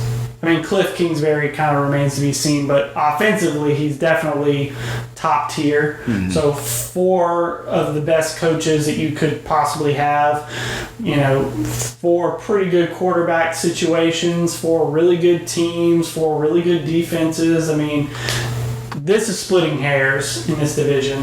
I give the Rams a little bit more credit because, like I said, I think Matthew Stafford has a lot to prove. I think it helps that one of the other divisions that they're playing is the NFC North, and they have a quarterback that used to play in the NFC North. It's a little bit of familiarity there. Obviously, with a lot more experience and a lot more talent backing him up now, I think Matthew Stafford could lead them to wins against everybody. And then Green Bay is a toss-up for sure. But by then, they'll hopefully be hitting their stride. They play Green Bay off of a bye, which helps the Rams a lot when it comes to splitting the hairs in that game. I think the fact that they're coming off a little bye makes that game super interesting. It's winnable. And so I give the Rams a one-game edge over the next tier of teams in this division, but again, it's super close. Who do you have as number 2? Well, my number 2. Well, my number 1 is different. So okay, Seattle, I think, is the next team up. If you have the Rams first, I think Seattle's got to be the next team up. I mean, just look at this team. Look at what DK Metcalf did last year. Look at Tyler Lockett. Chris Carson had himself a year. Mm-hmm. Russell Wilson, if he can show up at peak Russell Wilson and actually cook, Yeah. you'll be good. You got plenty of weapons there, and your defense is solid. I mean, it's hard to poke holes in any of these teams, and Yeah. Seattle is no different. and for Seattle sure. catches a lot of these teams that are tougher games at home. It's hard to go play at home with the 12th man there. I mean, that's where they make their money. So if they can catch, they kind of got a decent little schedule going where they get a lot of these hard games at home. They could come out of this thing with one of the better records in the NFC. If they play all their cards right and all the chips fall good, they've got a shot. I mean, it's going to be exciting to watch to see if that offense comes out and is the high-powered offense they're supposed to be. We'll just have to wait and see if they can continue their good fortune from last year. Yeah, I think the reason that Seattle is one game below the Rams for me, because I have them tied with San Francisco at the 2 and 3 spot. I have them both going 11 and 6. I think these are really, really good teams. I have the Rams at 12 and 5. So all three of these teams will definitely vie for playoff spots. It'll just be jockeying for position all year through. The reason that I put Seattle a game lower is really based on my hype for Washington, because they go to Washington and I think they lose that game on a full cross-country flight. Seattle to Washington, they don't typically do very well in games like that. I think Washington gets after the quarterback. They're going to have Russ all over the field, number to number, sideline to sideline, and I think eventually they catch up to them and they do just enough to win. I think that's a break point game for me, and that helped me make a tough call in this division to pick a winner, because otherwise I think all of these teams are within half game of each other and you play tiebreakers. So that's the only reason that I would give Seattle one last game. Do you have these teams going a lot of 1-1 against each other, splitting the series? Yes, I do. I think I have the top Probably most of them. I think I have the top 3 teams all going home, winning home games and losing away games, because I think these teams are just so close. And it's another kind of division where the out of division games decide the records and help make the cuts. Like I said, I gave the Rams a little bit of extra credit playing the NFC North teams with a former NFC North quarterback. I think that gives them the edge in some of those games. Seattle plays Green Bay at Green Bay, and that is into November, so I expect snow. I just don't think that they can go and beat Green Bay in the snow. It's going to be hard. In their place, I don't think that. So yeah, that's a super close call for me. So you mentioned San Francisco was your number 3. They're tied right there with Seattle. Yeah. At 11 and 6. They could be a good team. They had a rough season, to put it lightly. Yeah. Last season. I mean, they don't get to a position. I mean, I know they weren't the number 3 spot in the draft. They had to trade into that spot, but still, you don't get in that kind of position off a good season. Yeah. They had a plethora of injuries. They were another Falcons-like season with just injuries all over the field. Even going into this year, on the depth chart, they got 10 people that are questionable or worse in their starting rotation. So, you're probably still nursing a couple injuries, but you're going to have Kinlaw back, you're going to have Bosa back. You got good talent on D. If your defense shows up and plays well, you'll be fine. Mm-hmm. If Jimmy G can come out and play some good football, you'll have a pretty good time on offense. Yeah, I also hedge my bet because I put a lot of faith in the idea that they are going to switch to Trey Lance at some point. I don't think that he's necessarily ready, but Kyle Shanahan can get that kid ready. And he doesn't have to start the season, but I think if Kyle Shanahan is playing the controller on that kid, they're going to be special when they do decide to make that switch. Whether that's Jimmy Garoppolo playing poorly, whether that's Jimmy Garoppolo getting injured, whether that is just to see what they have. I don't know what the scenario is, but I imagine that Trey Lance plays at some point this year. The end of their schedule, towards the tail end, they have games. They play Jacksonville, they play Minnesota, they play Atlanta, they play Houston. A lot of those games are winnable for a young quarterback. I don't know if he'll be in for those. Hopefully, if he's not in, that means that Jimmy Garoppolo is doing his job and he's, being the guy that he used to be and the guy that took them to the Super Bowl a couple years ago. It's kind of the same thing that we talked about with Jared Goff. Are we going to get that guy again, or is he just done? Or was that a one-time thing and they just can't remember how to do it? Yeah, well, you look at, and that's the other thing, you look at this division, and you had two of them that were in the Super Bowl less than 3 years ago. Seattle was always vying for, an NFC championship spot.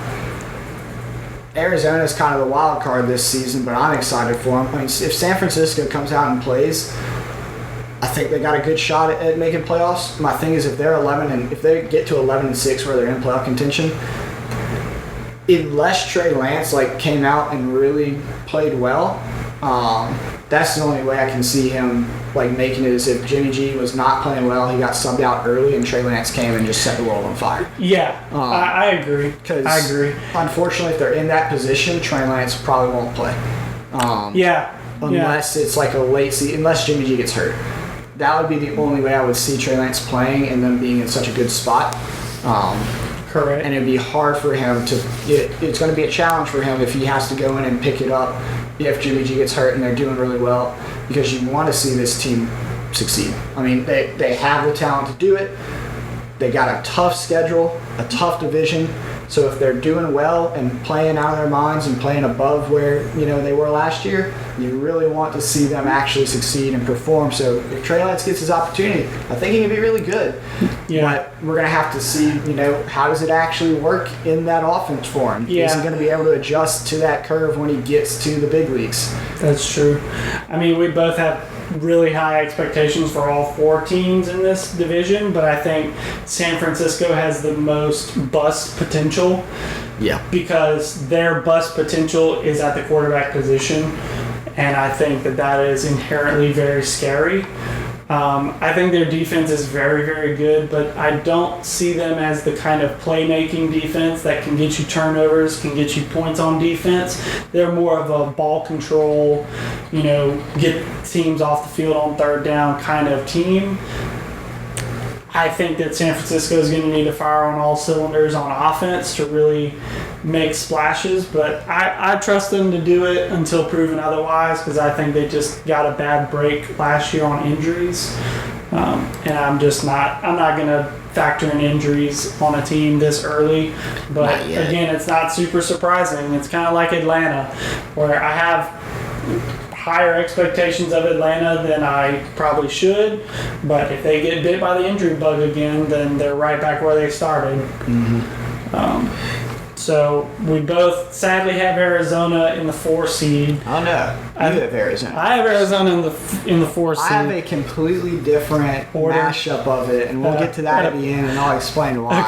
Okay, but this is the Arizona's the only team that we haven't talked about.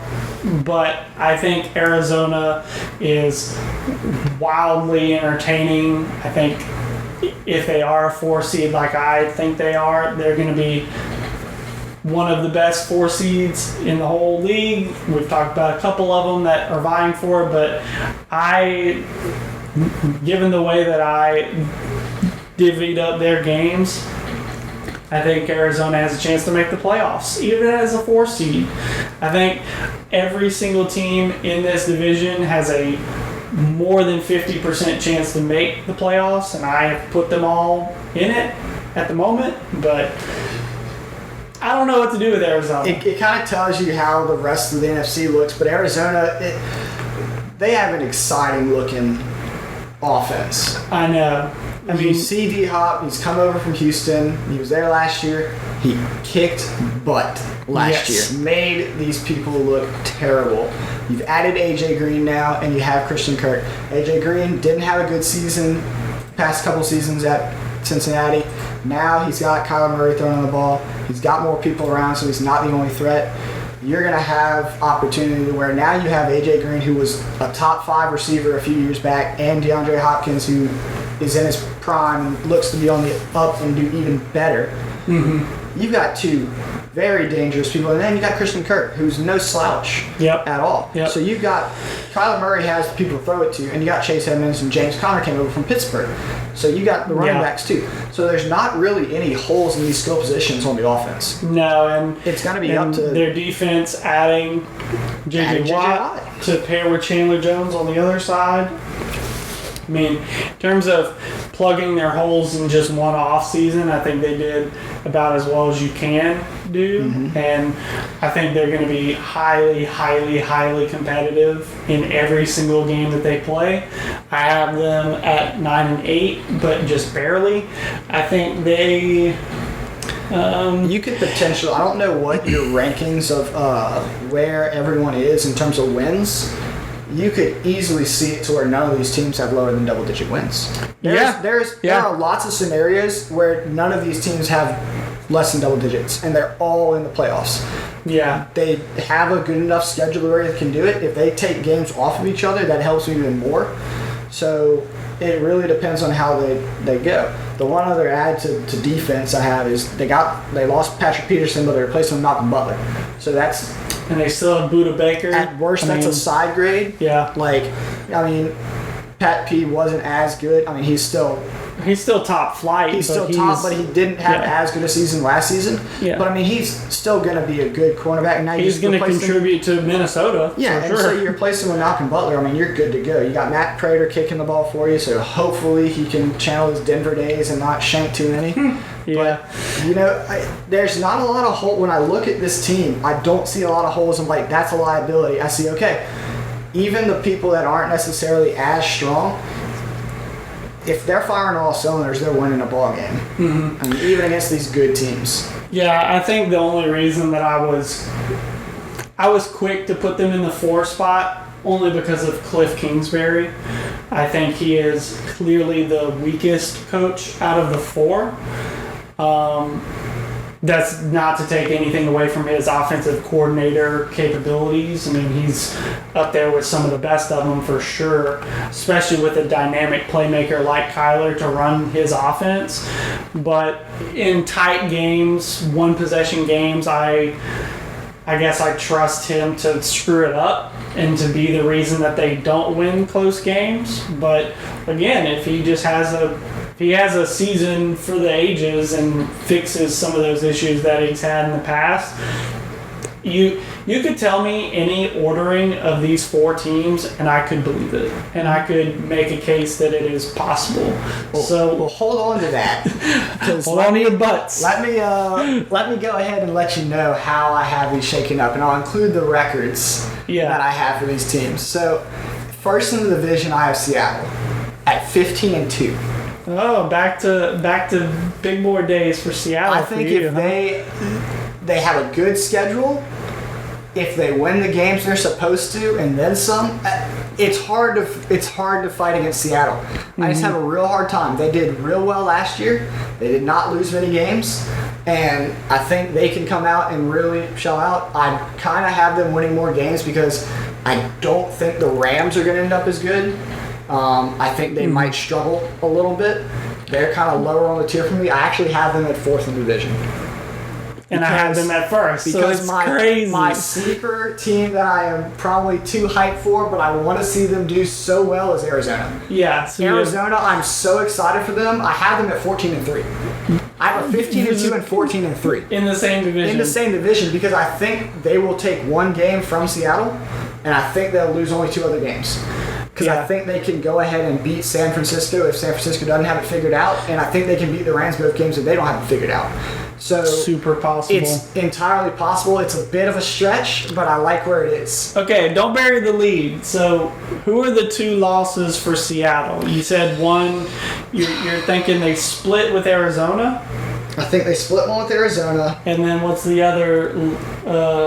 What's the other L on the schedule? Let's see, what week is that?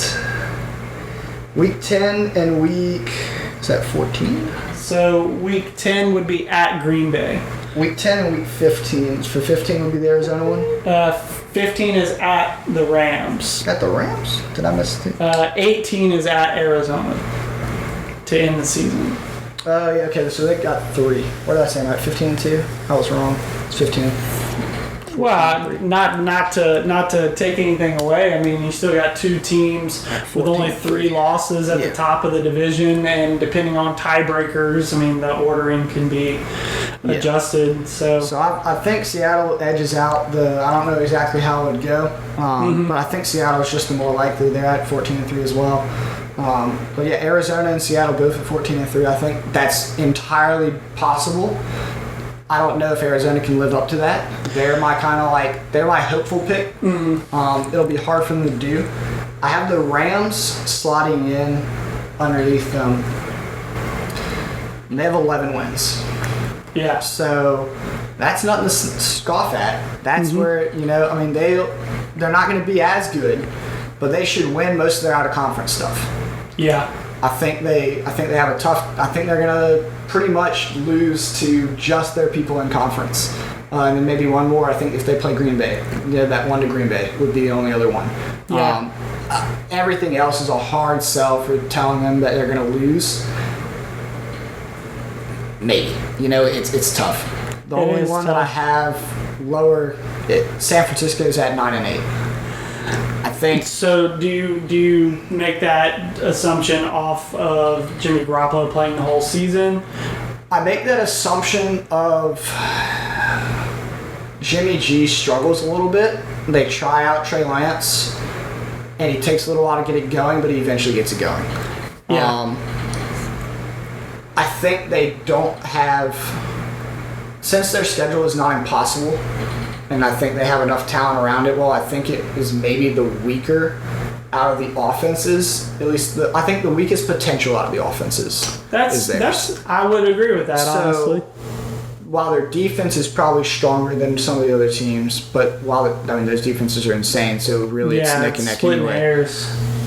That's where I think they end up losing it a little bit. Now, we saw what they were able to do when they were fully healthy in the first few weeks, and they just were kicking butt. I mean, they barely had half of their team in those first few weeks, but they did really well, and then they just weren't able to win any games after that because they were so injured. Yeah. So if they can stay healthy, I mean, they can be the San Francisco of old. Now, given everybody in this NFC West, very high grades, very high wins. Yeah. Something's gonna be wrong at some Something point. has to give somewhere. Yeah. I don't know where it's gonna be. I don't know who the weak link is. It honestly. really depends on what the rest of that NFC, where we had them rated lower, those second and third place teams in these other divisions, are they going to pick up more wins? Because a lot of them play these NFC West teams. Yeah. So can they pick up wins on these NFC West teams? To be determined. I don't have many of them doing it other than Green Bay and the other teams they play outside of the divisions. Yeah. It's hard to see. And so this NFC West could be easy for people in. Likely, probably not, since they're probably going to just murk each other enough to where it's just hard to do. It's not something I think has been done. We saw 3 last season. Yeah, well, now that they've instituted 3 wild cards, it's now possible. But I think I am hopefully optimistic that it will happen this year, first try. But one of these teams may take a step back. It's just very hard to predict who it's going to be because there's kind of equal likelihoods everywhere. This is just a very this division has a ton of parity, and they're all really good. It's not a ton of parity like the NFC East, where it's kind of middling teams. Yeah. It's like, no, all four of these teams are playoff caliber teams until proven otherwise. Yeah. Until somebody gets the injury bug or loses a game that they shouldn't, this is going to be super tight. The only one that I would be concerned about, and this is, I guess, if Arizona, it's Arizona and San Francisco, I feel like, are your two, the ones that you have to watch out for. I feel like the Rams will be consistent enough to vie for that second spot pretty easily, and if they get that second spot, I think they're securely in the 5th spot for the first wild card. Whoever's the second spot in this division, I think is first wild card pretty much automatically.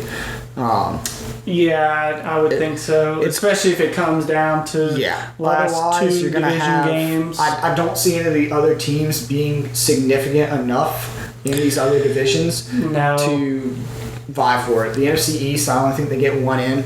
I don't think their second place is close to getting in. And I think the 3 NFC South teams are just, They could equally they're puttering. I think. Unless one of those teams really comes out, or if Chicago shows up and starts lighting the world on fire. But other than that, the Rams are probably your number 2, most likely. San Francisco worries me just because they have a lot to prove from last season. They're playing with the chip on their shoulder, but it could easily go downhill if Jimmy G doesn't come back to where he was. It's tough. They're the only ones that I think can't win the division. The other 3 teams, I think, have the better potential to win the division, but it's going to be a fun one to watch there. They're the guy, that is definitely the division where you're looking, okay, who is going to go and beat Tampa Bay? Who's going to go and beat the Chiefs? Or the Buffalo? Or Cleveland? Or Baltimore? Really, that one's going to be fun. Right. Yep. Yeah. Interesting playoff picture for the NFC just in that division alone. So.